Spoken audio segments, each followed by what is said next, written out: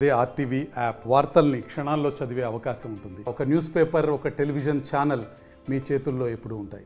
వన మహోత్సవం సందర్భంగా ఫారెస్ట్ డిపార్ట్మెంట్ వాళ్ళు ఏర్పాటు చేసిన ఈ ప్రోగ్రామ్కి మేయర్ గారు, ఆఫీసర్స్తో కలిసి మేము పాల్గొన్నాం. ఈ సందర్భంగా పిల్లలు, స్టూడెంట్స్ కూడా వివిధ కాలేజ్ స్కూల్స్ నుంచి విద్యార్థులు వాళ్ళకి అటవీ పరిరక్షణ గురించిన ప్రాముఖ్యతగానే మేము చెప్పడం జరిగింది. అట్లాగే అడవులు ఎందుకు పెంచుకోవాలి, మనం ఇప్పటివరకు మన అడవులు ఎందుకు తగ్గిపోతున్నాయి, మన పాపులేషన్ పెరుగుతుంది, అడవులు కవర్ తగ్గుతుంది. మనం ప్రపోర్షనేట్గా నైష్పత్తిక భాగంతో అడవులను ఎందుకు పెంచుకోలేకపోతున్నాం, ఈ కారణాలు ఎదుర్కొని అది పెంచుకున్నాం. మనం గవర్నమెంట్ సపోర్ట్ తోటి, ప్రైవేట్ వ్యక్తుల సపోర్ట్ తోటి మనం అడవి వృక్షాలు పెంచుకుంటే అడవి కవర్ని దేశంలోనే కాదు ప్రపంచంలో కూడా ఇది పెద్ద ఉద్యమంలాగా జరుగుతుంది. ఎంత ఉన్నా సరే ప్రజలతో పాటు నైష్పత్తికంగా ఇది పెరుగుతుండాలి, ప్రపోర్షనేట్గా అంటారు. ఇది పెరిగితేనే మన జీవనం సరిగా ఉంటుంది. ఈ జీవనం ఎందుకు సరిగా ఉంటుందంటే వాటితో పాటు మనకు ఆక్సిజన్ వస్తుంది, మనం ఇచ్చే హైడ్రోజన్ అది తీసుకుంటుంది, అలాగే వర్షాలు వస్తాయి, అలాగే భూమి నేల కాపాడుతాయి వాటి వేళ్లతోటి. అట్లాగే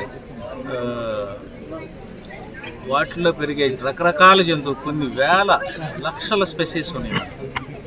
పెద్ద ఏనుగు దగ్గర నుంచి, టైగర్ల దగ్గర నుంచి, కింద పాముల దగ్గర నుంచి, చిన్న చిన్న ఇన్సెక్ట్స్ దగ్గర, వాటన్నిటికీ మనతో సంబంధం ఉంది.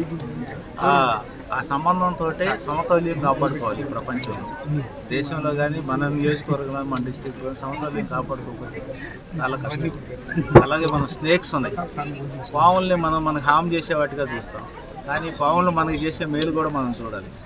ఆ పాములు అనే జాతే లేకపోతే మన ఎలుకలతో మనం తట్టుకోలేం, ఇక్కడ వాటిని కట్ చేస్తుంటాయి.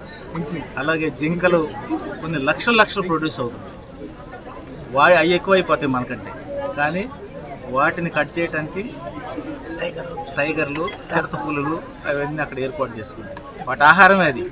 సో అట్లాగా సమతౌల్యం పాటించడానికి ఈ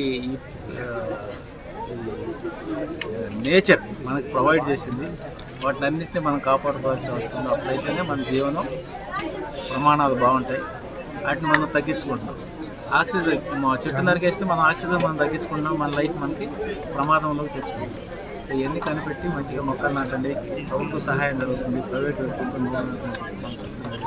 మీ అందరూ కూడా మరి ఒకసారి చెప్తున్నాం, మీరు కూడా ప్రతి సందర్భంలో ఒక మొక్క వేయటం, ప్రివెన్షన్కి ఎట్లాగో మనం ప్రయత్నం చేస్తాం.